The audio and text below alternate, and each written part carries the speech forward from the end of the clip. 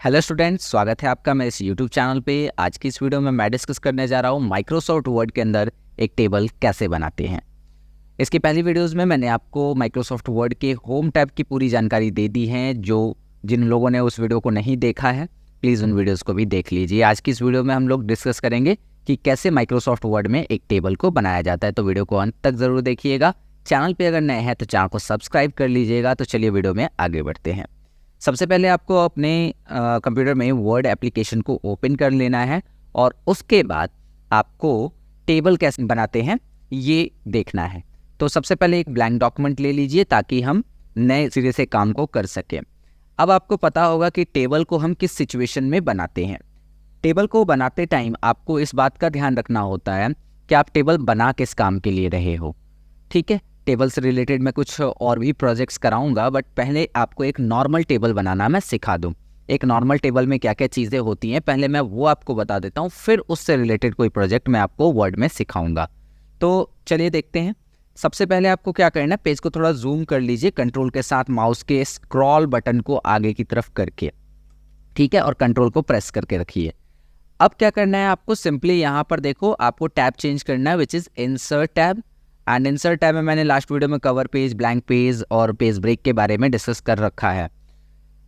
आज आपको यूज़ करना है टेबल का। तो यहाँ पर टेबल पे जब आप क्लिक करते हैं तो आपको यहाँ एक टेबल की ग्रिड मिलती है, जिस ग्रिड का यूज़ करके आप अपने डॉक्यूमेंट में टेबल ऐड कर सकते हो। कर्सर जहाँ पे पॉइंट रहेगा वहाँ पे आप टेबल को ऐड कर पाएंगे। जैसे मैंने यहाँ पर 4x1, 4x2, 4x3, 4x4 4x4 का टेबल ले लिया। क्लिक करते ही ये टेबल क्या होगा, डॉक्यूमेंट में ऐड हो जाएगा। अभी प्रीव्यू दिखा रहा होगा साइड में, ठीक है। तो अभी साइड में आप देखो कि यहाँ पे प्रीव्यू दिखा रहा है। जैसे जैसे मैं माउस को मूव कर रहा हूँ ये प्रीव्यू दिखा रहा है। अगर आपको टेबल की लेंथ पता है कितने रो एंड कितने कॉलम्स हैं तो आप उसे भी कर सकते हैं, लेकिन फिलहाल मैं यहाँ पर ले रहा हूँ। अच्छा, एक चीज़ और नोटिस करिएगा, ये जो लंबे वाले लाइन होते हैं इनको हम कॉलम्स बोलते हैं, और ये जो इस तरीके से हॉरिजॉन्टल लाइन होते हैं इनको हम रो बोलते हैं। तो हमें रो एंड कॉलम का कॉम्बिनेशन चाहिए होता है। तो मान लीजिए मैं 4 रो और 3 कॉलम लेता हूँ। तो मैंने 4 रो, 1 2 3 4 रो ले लिए और 3 कॉलम ले लिए। तो ये 4 रो 3 कॉलम का बन गया, ठीक है। उसके बाद में जैसे ही क्लिक किया ये बनकर आ चुका है। अब क्या करना है आपको, यहाँ कॉर्नर में आपको एक बटन दिख रहा होगा, जिस बटन पे क्लिक करके आप टेबल के साइज़ को बढ़ा या घटा सकते हैं। टेबल के साइज़ को आप घटा भी सकते हैं और चाहें तो बढ़ा भी सकते हैं। इससे टेबल की ओवरऑल साइज़ बढ़ती है, यानी आप टेबल को पूरी तरह से या तो छोटा कर सकते हैं या तो बड़ा कर सकते हैं। लेकिन अगर आपको सिंगल करना हो तो फिर आपको इन रोज़ को पकड़ के, देखिए आप यहाँ पे जब लाइन पे जाएंगे तो एक माउस पॉइंटर चेंज हो जाएगा, इसको पकड़ के खींचना होता है। तो इससे सिंगल उसी रो की विड्थ हाइट बढ़ती है, और आप चाहें तो इसको पकड़ के इधर उधर करके कॉलम की हाइट विड्थ को घटा या बढ़ा सकते हैं, ठीक है। तो इस तरीके से ये काम आप कर सकते हैं। आप चाहें तो इधर इसको अरेंज कर सकते हैं, इसको फिर यहाँ पर इधर अरेंज कर सकते हैं। हाँ, आपको ध्यान रखना होगा कि माउस पॉइंटर चेंज होना चाहिए। चलिए, तो इतनी बातें आपको क्लियर हो गई होंगी। अब मैं 2 चीज़ें और बता देता हूँ जो टेबल से संबंधित हैं, क्योंकि टेबल बनाते टाइम आपको इसका यूज़ बहुत ज़्यादा करना होता है। वो है पहला मर्ज और दूसरा है स्प्लिट।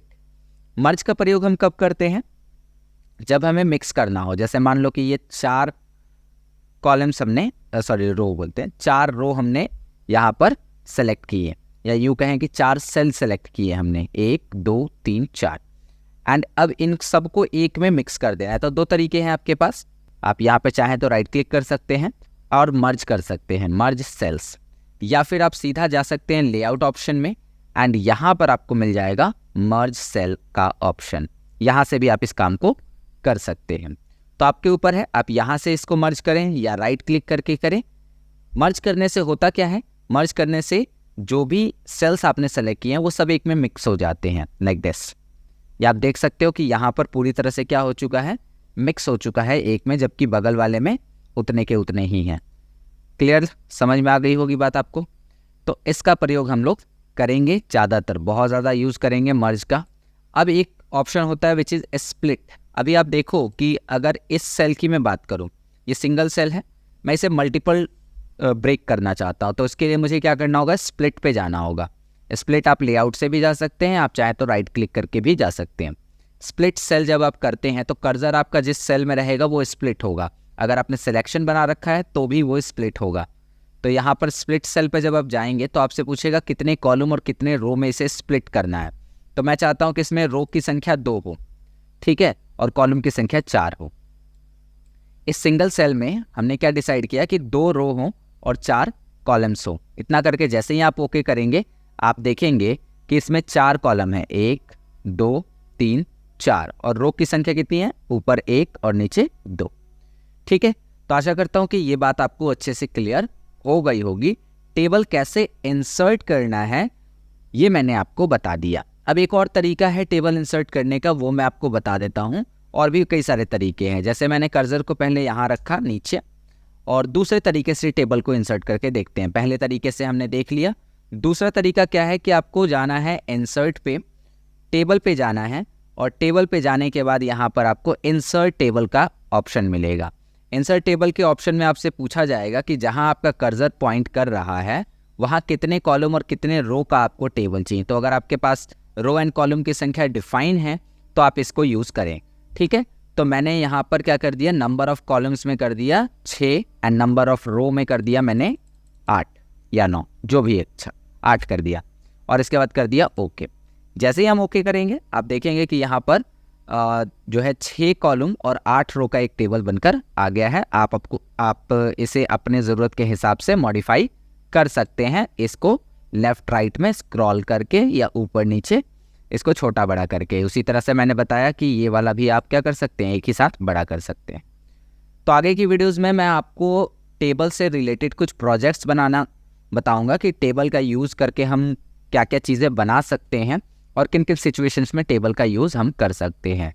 लेकिन उसके लिए आपको ज़रूरी है कि टेबल कैसे इंसर्ट करते हैं ये आपको पता हो, साथ ही साथ आपको मर्ज और जो स्प्लिट ऑप्शन है इसकी भी जानकारी बहुत अच्छे से होनी चाहिए। इसके अलावा भी 1-2 ऑप्शन होते हैं, उनको भी हम देख लेते हैं। जैसे मान लीजिए कि यहाँ पर इस बार आपने टेबल में इंसर्ट ना चुनकर ड्रॉ का ऑप्शन चुना, ड्रॉ टेबल। तो यहाँ पर आपको एक पेंसिल मिलती है जिसकी मदद से आप क्या कर सकते हैं, टेबल को मैनुअली ड्रॉ कर सकते हैं। जैसी आपकी इच्छा वैसा आप इसमें लाइन खींचकर इसे ड्रॉ कर सकते हैं। समझ गया बात को?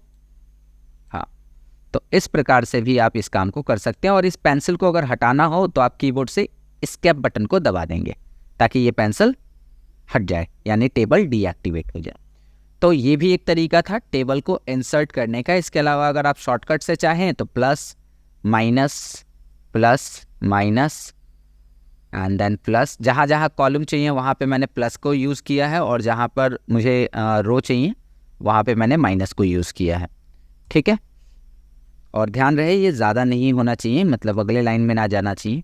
तो आप देखो कि शुरू में प्लस है और बीच में जहाँ जहाँ कॉलम चाहिए वहाँ पे प्लस लगा हुआ है, और अंत में भी क्या है, प्लस लगा हुआ है। जैसे ही इतना करके एंटर करेंगे ये टेबल में कन्वर्ट हो जाएगा। अब टेबल में कन्वर्ट होने के बाद आपको जाना है कहाँ, आपको यहाँ अंत वाले सेल पे क्लिक करना है और कीबोर्ड से टैब बटन को दबाना है। अगर आप चाहें तो टैब बटन को दबा सकते हैं जिससे कि ये आगे बढ़ेगा, या फिर लेआउट में ही आपको एक ऑप्शन मिलता है जो ऑप्शन है इंसर्ट बिलो। इंसर्ट बिलो का मतलब है कि जिस सेल में आपका कर्सर है उसके नीचे एक और इंसर्ट हो जाएगा, तो हम इंसर्ट बिलो को यूज़ करेंगे। तो जैसे जैसे आप इंसर्ट बिलो पे क्लिक करते जाएंगे आप देखेंगे ये नीचे की तरफ बढ़ते जा रहे हैं। तो ये कुछ तरीके थे जिससे कि आपको टेबल बनाना आ जाएगा MS वर्ड के अंदर। टेबल कैसे बनाते हैं, टेबल को कैसे मैनिपुलेट करते हैं, ये सारी बातें मैंने आज आपको इस वीडियो में बता दी है। आगे की वीडियोस में मैं आपके साथ डिस्कस करूंगा कि टेबल का यूज़ करके हम कोई प्रोजेक्ट कैसे बनाते हैं। ठीक है, तो आशा करता हूं कि आज की वीडियो आपको समझ में आई होगी। अगर वीडियो पसंद आई है तो वीडियो को लाइक कर दीजिएगा, चैनल पे नए हैं तो चैनल को सब्सक्राइब कर लीजिएगा, और वीडियो कैसी लगी ये कमेंट करके ज़रूर बताइएगा। वीडियो अगर इन्फॉर्मेटिव है तो अपने दोस्तों के साथ भी इसे ज़रूर शेयर करिएगा। तो चलिए फिर मिलते हैं आपसे अगली वीडियो में।